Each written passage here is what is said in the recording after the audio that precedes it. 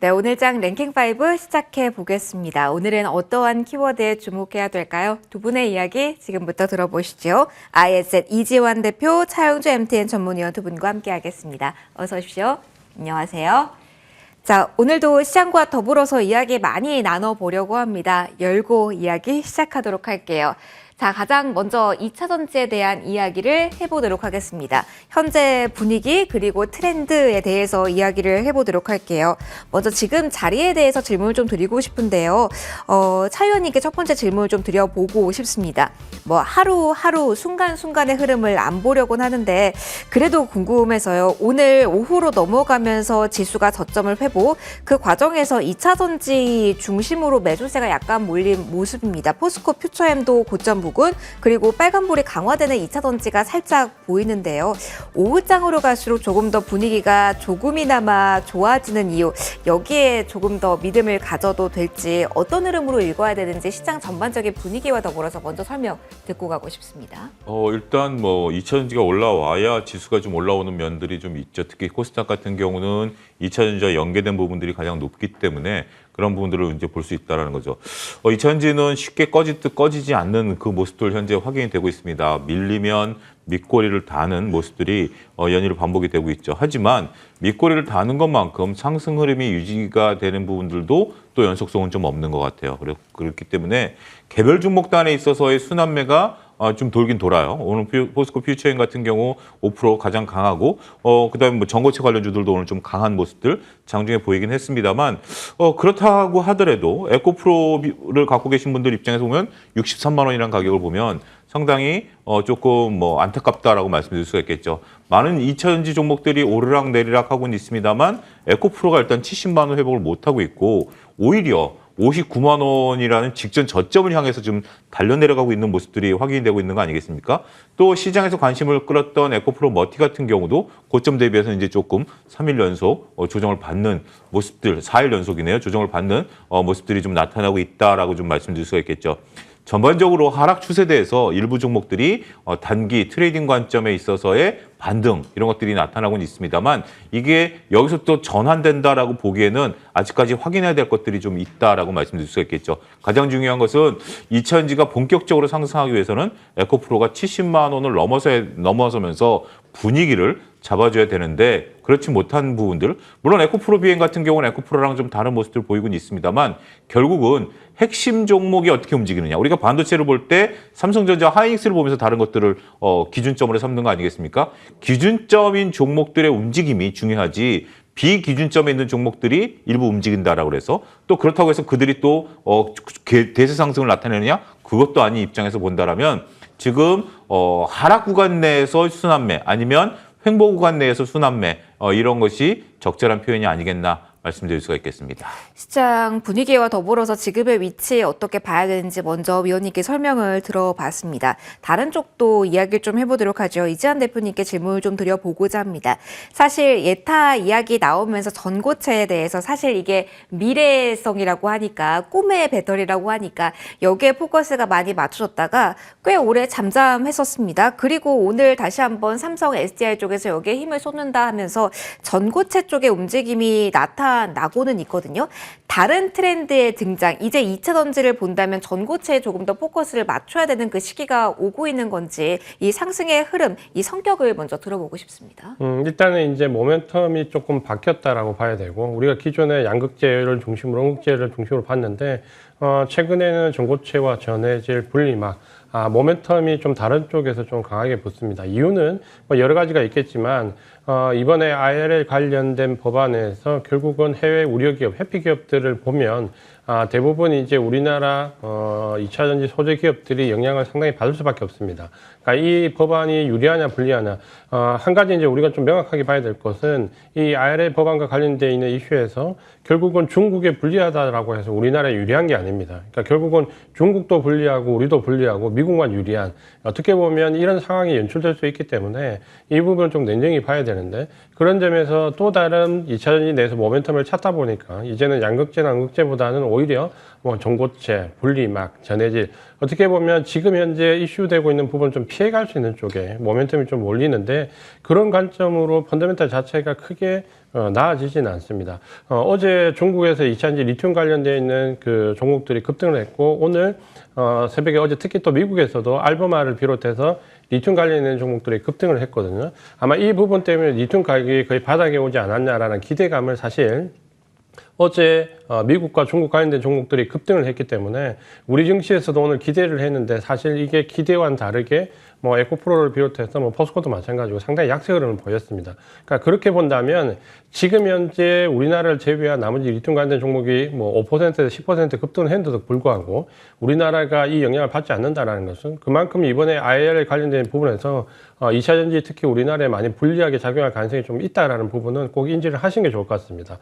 지금 현재 이 부분이 어렵다고 해서 전해질이나 분리막이나 종고체 이슈로 가는 것은 제가 볼 때 단기적 이슈밖에 되지 않는다. 이 부분이 근본적으로 2차 전지 전체의 펀더멘탈 관련된 부분을 해결해 주지 않기 때문에 이런 관점은 좀 짧은 단기적인 모멘텀으로 보시는 게 좋겠다.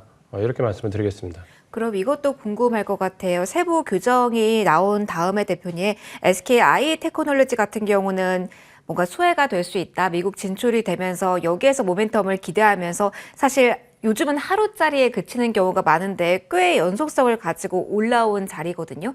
더욱더 기대감을 가지기보다는 분리막, 전해질 이쪽에 대해서 모멘텀이 차곡차곡 쌓이고 있는 구간이라고 할지라도 여기도 챙겨야 된다는 의견으로 저희 이해해야 될까요? 그렇게 보시는 게 맞을 것 같고요. 지금 현재 그 IRA 법안에서 이번에 좀 이슈를 피해갈 수 있는 게 사실은 분리막과 전해질이 좀 부각이 되었는데 예를 든다면 만약에 이거를 우리가 펀더멘탈적으로 본다?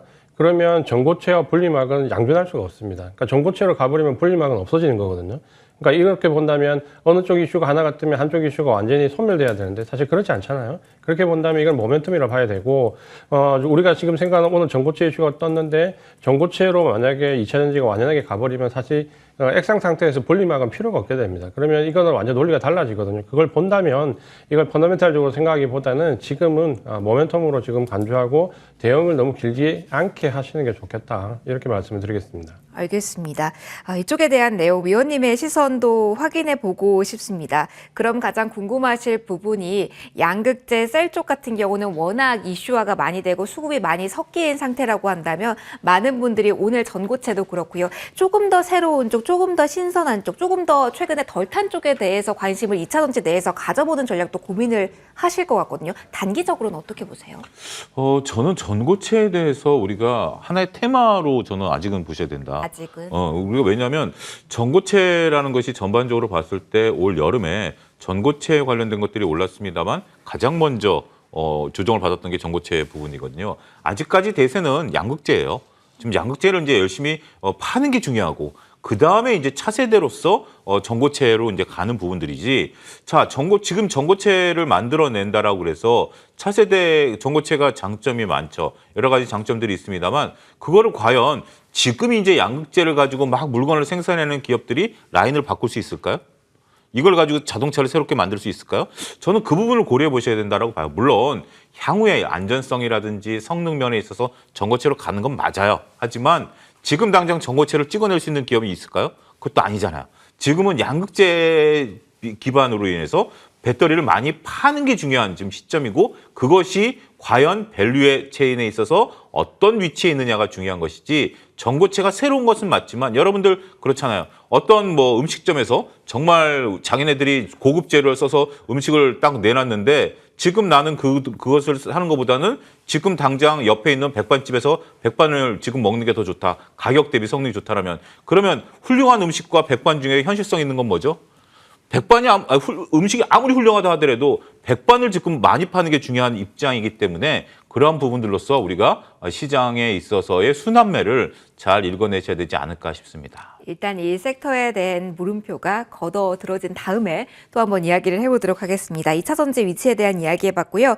오늘 이슈화되고 있는 쪽 조명해 보도록 하겠습니다. 4위 키워드로 넘어가도록 할게요. 오늘 유가가 드라마틱하게 내리면서 항공주가 1차적인 관심을 받았습니다. 시즌적으로도 그렇고 내년에 대한 긍정적인 이야기도 많이 나오고 있는데 항공주 어떻게 볼 수 있을까요? 이재환 대표님께 첫 번째 질문 드려보도록 할게요. 사실 살짝은 올라왔죠. 하지만 여전히 고점보다는 바닥권에서 움직이고 있는 항공주가 많기 때문에 어떻게 봐야 될지 모르겠어요. 매크로 상황을 본다면 유가, 환율 조금 더 갈 수 있는 이슈일까요? 사실 유가한다면 유료 할증료 고객이 많이 부담하는 부분도 많아서 이게 어떻게 수혜가 될 수 있는지도 궁금합니다. 오늘 이제 대부분 항공주들이 그 급등을 한번 하긴 했지만 윗꼬리를 대부분 많이 달았죠. 그러니까 이 부분은 아마 오늘 주가 흐름이 그 정확하게 항공주 흐름을 좀 보여준다고 보여집니다.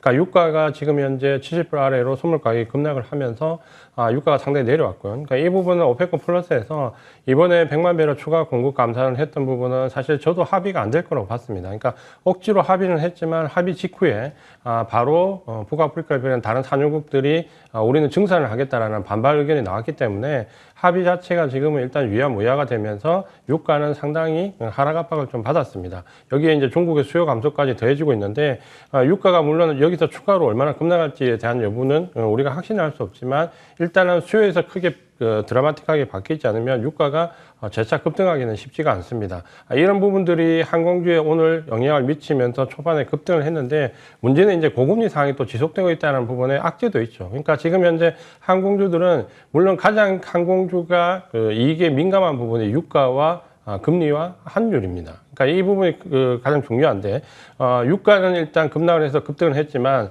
사실 금리는 대부분의 항공주들이 비행기를 차입하게 되고 그 차입에 대한 이자를 달러로 지급을 합니다. 그러니까 굉장히 금리에 민감한 수밖에 없는 업종인데 지금 일단 금리가 공공연히 부분은 일단 악재로 작용이 되고 있습니다. 그러니까 이 부분이 서로 교차가 되고 있기 때문에 과연 4분기 실적과 내년 1분기 일단 업황 자체는 조금 호조를 보일 걸로 기대는 되고 있는데 이게 얼만큼 EPS 상승했을까라는 부분은 실제 이제 뚜껑을 좀 열어봐야 됩니다. 그러니까 그런 부분에서 기대와 우려가 공존하는 오늘 급등은 했지만 윗골을 단 오늘 모습이 아마 항공주의 전형적인 지금 상황을 대변하지 않겠나 이렇게 보여집니다. 그러면 대표님 유가 하락을 보다 강하게 베팅하고 관련 종목을 보고 싶으신 분들은 항공주보다는 화학을 봐야 될까요? 사실 조금 뭐 탄력이 강화되진 않았지만 화학 섹터에서는 어느 정도의 탄력성이 유지되는 듯해서 이게 무언가 우리에게 힌트를 주는 건가 이런 고민도 하실 것 같아서요.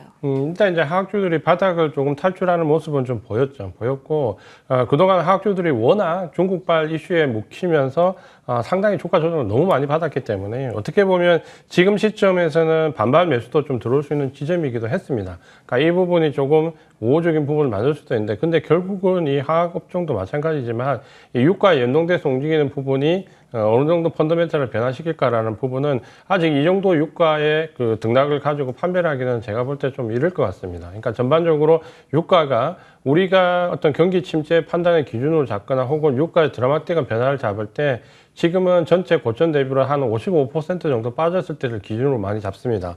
그렇게 본다면 아마 기준 가격대가 유가가 60불 이하로 내려가면 이제 드라마틱한 상황이 좀 나올 수 있는데 아직까지는 그런 상황이 아니기 때문에 지금은 펀더멘탈적인 변화로 보기보다는 가격적인 부분으로 대응하시는 게 더 좋겠다. 이렇게 말씀을 드리겠습니다. 알겠습니다.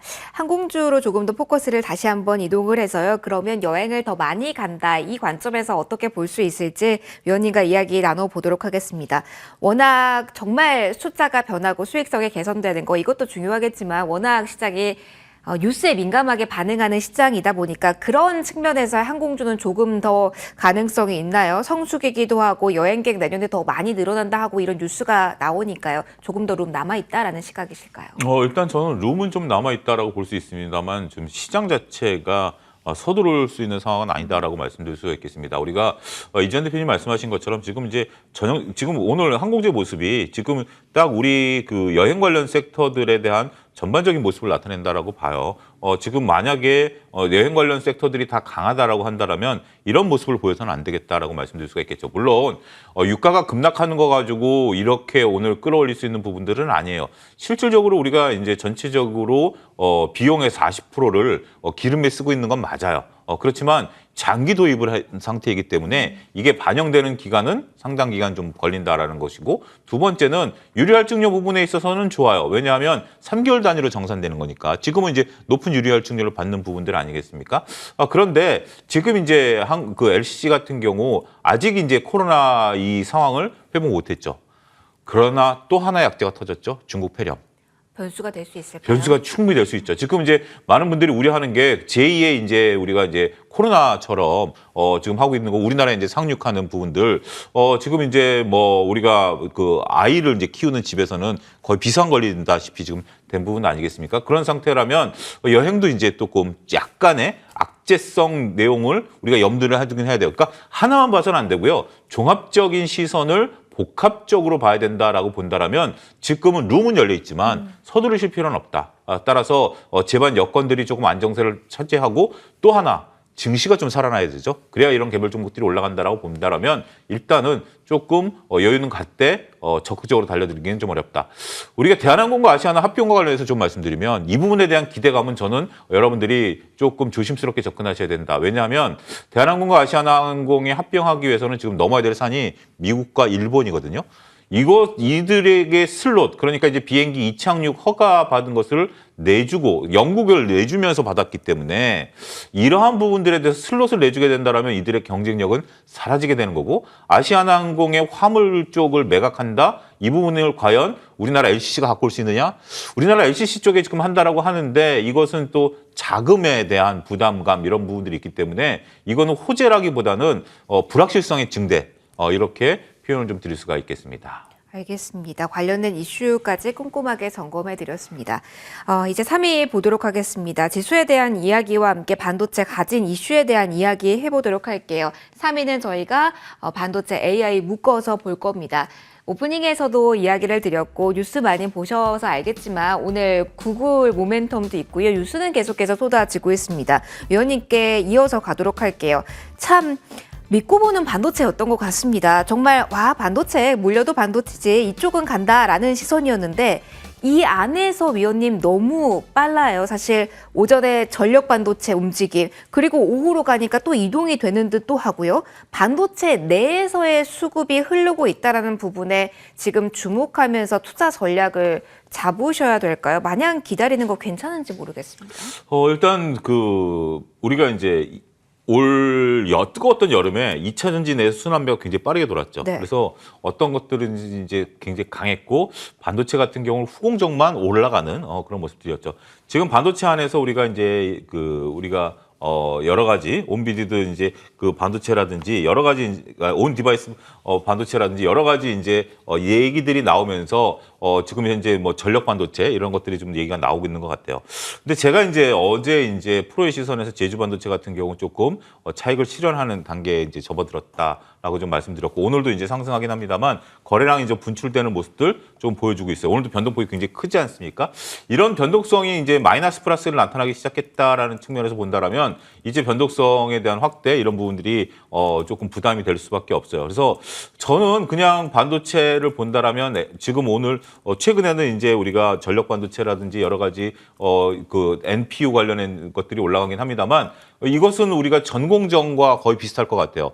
후공정이 올라가니까 전공정이 올라갔다가 전공정이 그렇게 시세를 드라마틱하게 내지 못했었고 바닥권에서 들어준 건 사실이었습니다만 다시 이런 부분들을 우리가 좀 감안하게 된다면 역시 HBM 중심으로 한미반도체라든지 SK하이닉스 한미반도체 SK하이닉스 갖고 계신 분들 입장에서 보면 이익도 손해도 아닌 경우니까 답답하게 느끼실 거예요. 차라리 내가 한미반도체를 갖고 있는 제주반도체 갖고 있으면 수익을 내겠다라는 건데 그거는 좀 어려운 얘기예요. 차라리 이런 것들을 이제 제주반도체를 사시겠다라면 손절매를 확실히 걸어야 되고 이건 트레이딩 관점의 접근이고 오히려 한미반도체라든지 하이닉스 같은 거 모아가는 전략 이런 부분들이기 때문에 구분해서 반도체를 봐야 되고 그러면 업황이 뭐가 되느냐? 앞서 제가 이제 그 전고체 2차 전지를 말씀드린 것처럼 지금은 HBM이 없어서 못 파는 정도예요. 이걸 지금 파는 거고 그다음에 이제 우리가 다양한 것들에 대해서는 이게 이제 시장이 열릴 것이라는 기대감이기 때문에 지금 당장 파는 거와 기대감에 대한 주식들은 구분하실 필요가 있지 않겠는가 말씀드릴 수가 있겠습니다. 알겠습니다. 그러면 어느 쪽에 무게가 조금 더 실릴지에 대한 이야기 추가로 좀 해보도록 할게요. 대표님과 좀 이어갈까 합니다. 저희 헤드라인으로 뽑은 이 주제에 조금 더 포커스를 맞춰보면 어떨까요? 오픈 AI 쪽에서 최근에 잡음이 많아서 그쪽 관련해서 수급 이동이 좀 있었는데 구글 쪽에서 그 사이에 생성형 AI를 뛰어넘는 모델을 공개했습니다. 사실 오픈 AI의 움직임 그 행보를 생각하면 구글 예전에 바드 그때의 움직임과도 분야마다도 지금이 다르거든요. 시장이 반도체도 그렇고요. 그리고 소프트웨어까지 크게 이 뉴스에 오늘장 반응이 안 나오는 이유는 뉴스 재료 성격 때문일까요? 아니면 시장 분위기 때문일까요?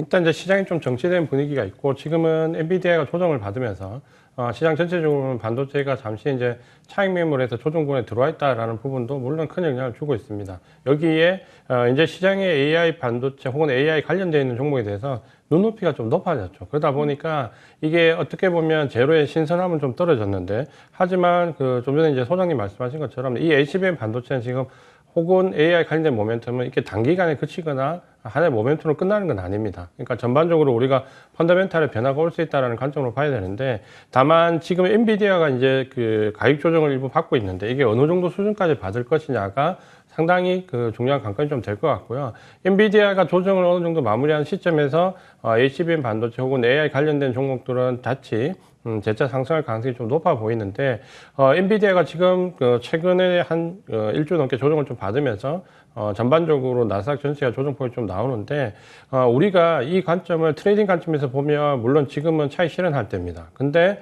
우리가 포지션 관점에서 좀 본다면은 엔비디아가 올해 그 초에 1월 달에 130불대에서 출발해서 $500가 넘어갔으니까 어떻게 보면 한 400%, 거의 한 4배 가까이 상승을 했거든요. 지금 올 한 해 동안 4배 가까이 상승을 하고 연말에 차익 매물이 나오는데 이 차익 매물이 전체 그 비중이 뭐 낙폭이 10%가 채 왔다 갔다 되지 않는다라고 하면 사실은 그 조정폭이 그렇게 큰 게 아닙니다. 그거는 어떻게 보면 4배 오르고 지금 10% 조정받는 거는 그만큼 HBM 반도체가 가지는 위력이 강력하다는 거죠. 그러니까 이걸 본다면은 지금이 오히려 조정을 받을 때 조금 관망을 하셨다가 조정이 마무리되는 시점에서 조금 더 적극적으로 볼 필요가 있고 또 한 가지는 우리 시장 내부적으로 지금 AI 반도체 관련되어서 ETF가 좀 쏟아지고 있죠. 그러니까 ETF가 나오다 보니까 아무래도 패시브 물량들이 그 ETF를 채워야 되고 이 패시브 물량들이 ETF를 채울 때 단기적으로 차익 욕구가 컸던 헤지 펀드나 단기 펀드들은 거기에 매도를 할 수 있죠. 그러니까 지금이 ETF 출시기가 매도를 할 수 있는 적기거든요. 그러다 보니까 기계적으로 출회되는 물량들이 있습니다. 그러니까 이걸 가지고 너무 시세가 끝났다라고 판단할 필요는 제가 볼 때 전혀 없을 것 같고요. 그러니까 이런 구조적인 부분이 진행될 때 오히려 장기적인 관점에서는 좀 긍정적으로 볼 필요가 있다. 이렇게 말씀을 드리겠습니다. 그럼 대표님 지금 반도체를 보유하고 계신 분들은 지수와 연동해서 생각하면서 수급 보면서 만기를 기준으로 하면서 그에 대한 관점을 잡으셔야 될지 아니면 앞서 엔비디아 흐름을 봐야 된다는 힌트를 주셨는데 그러면 사실 최근에 많이 내리고 있는 게 중국과의 잡음이 있으니까 중국용 반도체 어떻게 그걸 뚫어내는지 관련 뉴스를 봐야 될지 어느 쪽을 보셔야 되는 걸까요? 저는 일단 수급적인 부분이 크다고 보고요. 이게 펀더멘탈의 변화가 없다라고 하면 지금 HBM 반도체는 이제 챗 GPT에 시작을 해서 어떻게 보면 전 섹터와 영역에 걸쳐서 확장이 되고 있기 때문에 지금은 엔비디아 자체가 부각이 되고 있지만 또 이 부분이 더 많은 다른 회사들로 확장을 된다라고 보면 거기에 HBM 반도체를 공급하는 삼성전자나 하이닉스는 내년에 계속 수혜를 좀 받을 걸로 기대가 좀 됩니다. 그렇게 본다면 지금 아마 선물 옵션 동시만기 이때까지 12월 때까지가 아마 패시브 자금들이 활발하게 이 부분을 리밸런싱하는 시기가 될 거고 액티브 자금들은 아마 그 이후에 활발하게 들어올 가능성이 높기 때문에 선물 옵션 만기 때까지 좀 보수적인 시각으로 보다가 그 만기 전후로 해서 오히려 조금 더 모아가는 저도 역시 분할 매집하는 관점으로 들어가신 게 좋다 이렇게 말씀을 드리고 싶습니다. 그 전까지는 매직, 그 이후로는 조금 더 폭발력 기대해보자라는 시점, 수급적인 포인트도 봐야 된다. 이슈에 대한 이야기도 담아드렸습니다. 계속 키워드에 대한 탐색해보도록 하죠. 2위 열어볼 거고요. 오늘도 제약바이오에 대한 이야기를 해보도록 하겠습니다. 위원님과 먼저 이어가도록 할게요. 조금 전에 이동 관점에서 항공주에 대한 이야기할 때 폐렴에 대한 리스크 관련된 뉴스 주목해야 된다는 이야기 해주셨잖아요. 사실 신선도는 많이 떨어지는 제약바이오 어쩌면 뉴스일 수도 있는데 이전에 주목할 필요가 있다는 힌트를 주셨습니다. 다만 최근 특히 이번 주에는 이쪽에서도 변동성이 좀 많이 커진 구간이라서 이럴 때는 어떤 논리가 필요한지 추가적으로 오늘장에서 봐야 될 내용이 더해졌는지 위원님 궁금합니다. 일단 뭐 지금 폐렴이 이제 국내에서 얼마만큼 전파력을 이제 보이느냐. 아직까지는 전파력을 보이고 이제 지금 심각성을 보이고 있지는 않는데요. 지금 이제 이 폐렴에 대해서 심각성을 보이게 된다라면 이게 이제 코로나 때랑은 좀 다르죠. 코로나 때는 초반에는 우리가 이제 지금 다들 예방 접종을 하셨기 때문에 사망으로 이르는 경우가 그렇게 높지는 않은데 여전히 물론 위험성은 있습니다만 초반 같은 경우는 이제 그런 공포감이 굉장히 극심했었죠. 코로나 걸리면 뭐 거의 안타까운 상황이 벌어질 가능성에 대한 얘기들이 좀 많았었던 건데 지금 이제 그 정도는 아니다 하더라도 저는 이거는 조금 중기적으로 좀 우리가 좀 봐야 될 것 같아요. 특히 우리가 이제 이거 감기와 비슷한 뭐 형태에 있는 상황이고 이런 것들로서 치료가 된다라고 하니까 그런 부분에 있어서 본다라면 저는 오히려 항생제 관련해서 그다음에 이제 이런 그 감기약 치료제 관련해서 이건 아직 끝난 것 같지는 않아요. 지금 이제 우리나라로 그 전파가 되면 이런 것들이 이제 폭발적으로 한번 좀 움직일 가능성은 좀 대비할 수 있어야 될 것 같아요. 테마적인 성격은 맞습니다. 테마적인 성격은 맞습니다만 그렇다 하더라도 이게 단순하게 정치 테마처럼 정말 밑도 끝도 없이 아무런 그 기반이 없는 테마는 아니고 이거는 나름대로 우리의 이제 공포감과 현실성 있는 하나의 테마다라고 본다라면 그런 관점에서 접근은 유효할 수 있겠다. 지금 이게 잠재돼 있지만 언젠가 뭐 폭발할 가능성은 저는 있다라고 좀 보긴 해요. 그렇지만 가장 좋은 것은 우리나라의 심각성이 없어지고 그렇죠. 폭발하지 않은 것이 가장 좋다라는 것이긴 하겠습니다만 그래도 대비는 해야 되고 트레이딩 하시는 분들 입장에서 볼 때는 조금 예의주시할 필요는 있지 않겠는가 말씀드릴 수가 있겠습니다. 중기 테마 가능성에 대해서 이야기를 해주셨습니다. 대표님에 대한 의견도 들어보도록 할게요. 그러면 오늘 폐렴 관련주와 함께 어제 자문회 이후 코멘트가 나왔으니까 또 한 번 움직이는 이쪽과 함께 오늘 다시 한번 비만 관련주가 움직이는데 이건 어떻게 봐야 되는지 사실 이전에 제 기억에 맞다면 비만 관련주가 움직일 때 조금 더 작은 종목의 탄력성이 좋았다고 오늘은 좀 큰 한미약품 중심으로 움직임이 나와서요. 성격이 다른지 이 안에 돌고 있는 이 뉴스에 따른 종목들의 흐름은 어떻게 봐야 되는지 팁 좀 주실까요? 결국 이제 제약 바이오 모멘텀 안에서 테마가 형성되는 게 올해 경향을 좀 본다면은 크게 이제 두 가지가 있죠. 하나는 치료제가 없는 시장. 그러니까 뭐 항암제라든지 혹은 뭐 비만이라든지 탈모라든지 치료제가 없는 시장과 그다음에 만성질환, 뭐 당뇨병이나 고혈압 같은 만성질환 관련되는 종목들이 상당히 주가 탄력성이 좀 컸습니다. 그러니까 이 두 섹터에 붙으면 단기적으로 테마가 강하게 형성이 되었는데 대차 이제 이런 모멘텀이 좀 반복되면서 이전에 비만과 관련되어 있는 부분에서 처음에 도출됐을 때는 어떻게 보면 기대치가 반영이 됐다면 지금은 이제 실제적으로 신약을 좀 접근할 수 있거나 혹은 출시할 수 있는 개연성, 기술 수출이라도 할 수 있는 회사에 조금 더 집중하는 모습이 나오겠죠. 그러니까 결국은 테마가 계속 반복적으로 나올 때는 이제 실제 조금 접근하는 부분이 나온다. 이렇게 좀 보시면 될 것 같고요. 그런 점에서 지금은 이제 대형주에서 실체가 있는 종목의 탄력성이 조금 더 크게 나온다라고 좀 보여집니다. 이런 이제 그 모멘텀이 계속 형성되는 거는 아마 저는 이제 내년까지도 이어질 거라 보는데요.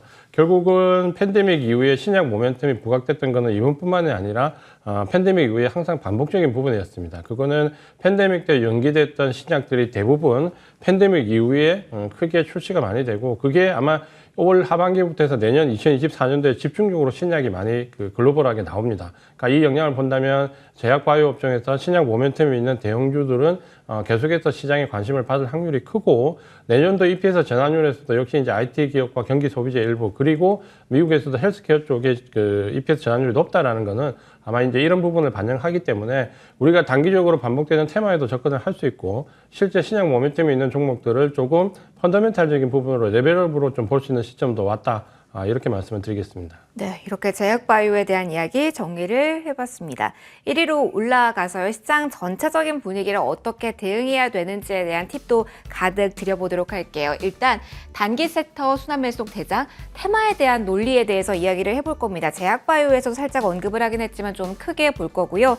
그런데 거래가 제한적이죠. 위도 아래도 막힌 구간 그리고 현재 구간 기점으로 봤을 때 원달러 환율도 급등세가 뚜렷합니다. 장중 고점 1326원 선까지 등락이 이어지고 있기 때문에 결코 외국인이 우리나라에 투자하기에 우호적인 환경은 아닌 상황이죠. 그래서 질문 드려보고자 합니다. 두 분의 전략 모두 다 들어볼 텐데요. 먼저 대표님과 이어가도록 하겠습니다. 워낙 빠릅니다. 저희 여기저기 다 점검을 해보긴 했지만 테마 단위로 본다 뭐 초전도체 그리고 앞서 확인해봤던 폐렴도 그렇고요. 많이 움직이는 이렇게 변동성 큰 구간에서 제한적인 거래 대금이라면 지금 어떻게 투자자분들은 중심을 잡고 시장을 바라보셔야 되는 걸까요?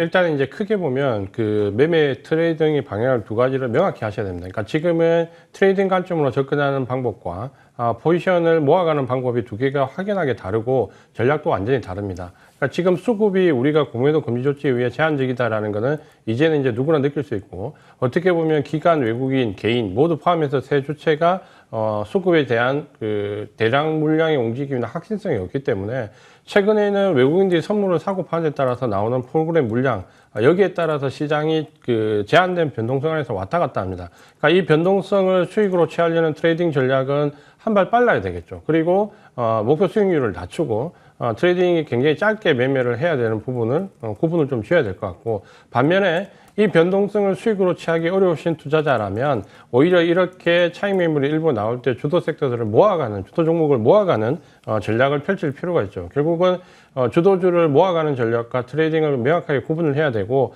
아마 시점적으로는 이번 선물옵션 만기 때가 제가 봤을 때 가장 중요하고, 만기 전까지는 트레이딩 종목을 조금 집중을 하시다가 만기 전후로 해서는 주도 섹터 종목들을 모아가는 전략, 이렇게 좀 구분해서 대응을 하시는 게 좋을 것 같습니다. 투트랙 전략에 대해서 이야기를 해주셨습니다. 계속해서 좀 이어가 보도록 할게요. 다음 질문 드려야 될 것 같은데 오늘 시간이 촉박하네요. 위원님, 그러면 이슈가 이렇게나 많습니다. 폐렴에 관해서 중단기에 대한 이야기를 해주셔서 그럼 다른 쪽은 어떨까요? 소외되기 싫어서 단기 테마를 쫓아가신 분들이 분명 계실 겁니다. 그런 분들은 지금 구간에서 어떻게 하셔야 되는 건지, 뭐 초등학생 계속 이슈 나오고 있고, 비트코인 가격 이야기도 나오고 있거든요. 팔로우업 조금 더 해도 될지, 아니면 다른 방향성이 옳다라는 이야기 주실지. 오히려 얘기해주세요. 비트코인보다는 STO 쪽에 관심을 뭐 조금 가지셔도 되지 않을까 싶습니다. 제가 이제 뭐 뒤에 프로의 시선이라든지 랭킹에서 STO는 조금 중기적으로 볼 수 있다. 오히려 STO가 거래된 이후에는 저는 이제 조금 우리가 생각을 좀 달리 해야 돼요. 과연 그 대상물의 가격이 어떻게 움직이느냐는 좀 별개지만, 뭐든지 이제 기대감이 있을 때 올라간다라는 측면에서 보면 STO가 정식적으로 우리가 이제 거래되기 이전에 충분히 기대감을 좀 나타낼 수 있다라고 말씀드려갖고, 그 관련주들이 굉장히 좀 강합니다. 따라서 이 부분은 좀 움직일 수 있는. 근데 비트코인은 어떠냐? 비트코인은 결국 미국에 있어서의 현물 ETF 상장 이후에 결정이 날 것 같아요. 그러니까 이벤트 드리븐을 잘 하셔야 될 것 같아요. 그러니까 비트코인 관련해서 우리가 보게 된다면 미국에서 현물 ETF가 상장된 이후의 모습, 그다음에 STO가 실질적으로 거래되는 이후의 모습, 이 전까지는 나름대로 기대감으로 올라갈 수 있는 부분들은 분명 존재한다. 그 이후의 실체는 조금 고민해보자. 이 부분으로서 좀 정리해드리겠고요. 그 외에 나머지 것들은 지금 이제 워낙 빠르게 움직이고 있기 때문에 우리가 움직일 땐 좀 조심하셔야 되지 않을까 싶어요. 그래서 이럴 때는 너무 이렇게 급하게 서두르실 필요는 없지 않겠는가, 이 부분도 잘 고려하셔야 되지 않을까 싶습니다. 시장 손이 빠르죠. 최대한 여러 키워드 그리고 어떻게 전략 가져갈지 많은 힌트 드리려고 했습니다. 오늘장 랭킹5 여기서 마무리 듣도록 할게요. IS 이지원 대표, 차영주 MTN 전문위원 두 분과 함께했습니다. 오늘도